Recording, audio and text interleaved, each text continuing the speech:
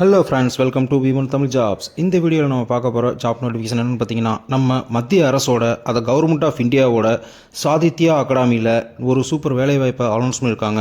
அதுக்கான டீட்டெயில்ஸ் பற்றி தான் பார்க்க போகிறோம். அதுக்கு முன்னாடி நம்ம சேனலை சப்ஸ்கிரைப் பண்ணாமல் இருந்தால் சப்ஸ்கிரைப் பண்ணிக்கோங்க. மறக்காமல் பக்கத்தில் இருக்க பெல் ஐகானையும் கிளிக் பண்ணிக்கோங்க. அப்போ தான் நாங்கள் பண்ணுற ஜாப் நோட்டிஃபிகேஷன் உடனுக்குடனே உங்களுக்கு வந்து சேரும்.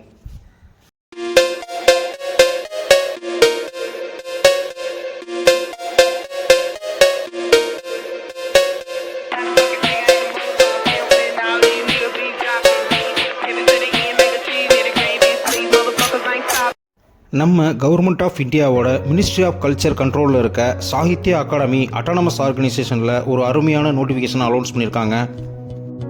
இந்த ஜாப் ரெக்யூர்மெண்ட் பார்த்தீங்கன்னா 10th முடித்தவங்க, +2 முடித்தவங்க, ITI முடித்தவங்க, போஸ்ட் கிராஜுவேட் முடித்தவங்க, அண்டர் கிராஜுவேட் முடித்தவங்கன்னு எல்லா தரப்பு மக்களுக்கும் ஒரு அருமையான வேலைவாய்ப்பை அனௌன்ஸ் பண்ணியிருக்காங்க.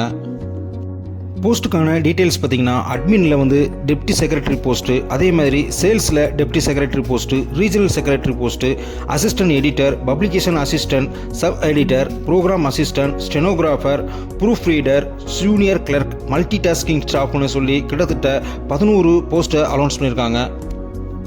எல்லா போஸ்டிங்க்கும் பார்த்தீங்கன்னா தனித்தனி எஜுகேஷனல் குவாலிஃபிகேஷனும் எக்ஸ்பீரியன்ஸும் கேட்டிருக்காங்க.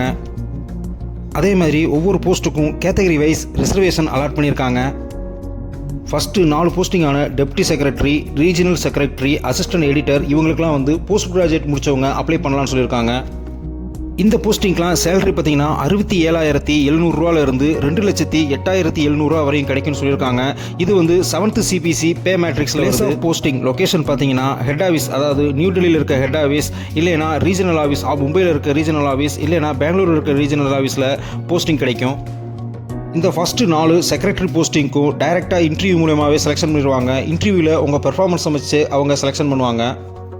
நிறைய பேர் கலந்துக்கிட்டாங்கன்னா சின்ன ரிட்டன் எக்ஸாம் வச்சும் உங்களை செலெக்ஷன் பண்ணுறதுக்கு சான்சஸ் இருக்குன்னு சொல்லியிருக்காங்க.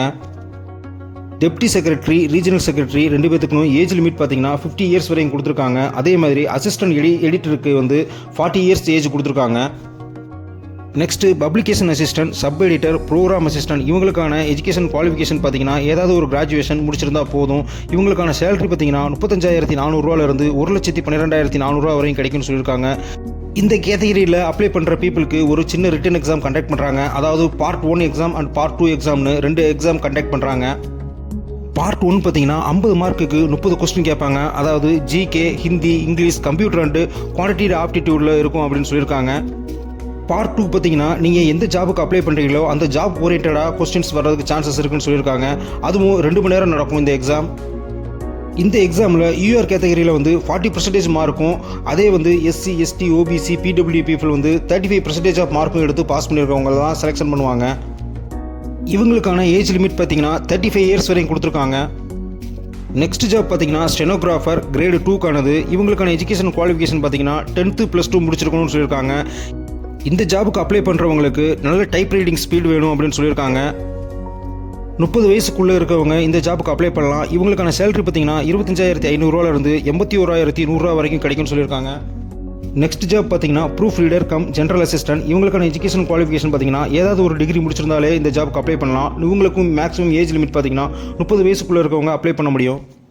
இவங்களுக்கான சேலரி பார்த்தீங்கன்னா 25,500 இருந்து 81,100 வரையும் கிடைக்கும்னு சொல்லியிருக்காங்க. நெக்ஸ்ட் ஜாப் பார்த்தீங்கன்னா ஜூனியர் கிளர்க்கு. இதுக்கான எஜுகேஷனல் குவாலிஃபிகேஷன் பார்த்தீங்கன்னா +2 பாஸ் பண்ணியிருந்தாலே போதும். இவங்களுக்கான சேலரி 19,900 இருந்து 63,200 வரையும் கிடைக்கும்னு சொல்லியிருக்காங்க. இந்த ஜாப்புக்கு அப்ளை பண்ணுறவங்களுக்கு கம்ப்யூட்டர் அப்ளிகேஷன் நாலேஜ் இருக்கணும்னு சொல்லியிருக்காங்க. இந்த ஜாப்புக்கு அப்ளை பண்ணுறவங்களுக்கு டைப் ரைட்டிங் ஸ்பீடு இருக்கணும், அதே மாதிரி ஷார்ட் ஹேண்ட் தெரிஞ்சிருக்கணும். இந்த ஜாப்புக்கான ஏஜ் லிமிட் பார்த்தீங்கன்னா 30 வயசுக்குள்ளே இருக்கணும்னு சொல்லியிருக்காங்க. நெக்ஸ்ட் ஜாப் பார்த்தீங்கன்னா மல்டி டாஸ்கிங் ஸ்டாஃப். இவங்களுக்கான எஜுகேஷன் குவாலிஃபிகேஷன் பார்த்தீங்கன்னா 10th பாஸ் பண்ணியிருந்தாலே அப்ளை பண்ணலாம். இல்லைனா ITI கம்ப்ளீட் பண்ணியிருக்கவங்க இந்த ஜாபுக்கு அப்ளை பண்ணலாம்னு சொல்லியிருக்காங்க. இந்த ஜாபுக்கு அப்ளை பண்ணுறவங்களுக்கு பேசிக் கம்ப்யூட்டர் நாலேஜ் இருக்கணும், அது மட்டும் இல்லாமல் சைக்கிளிங் நல்லா தெரிஞ்சிருக்கணும்னு சொல்லியிருக்காங்க.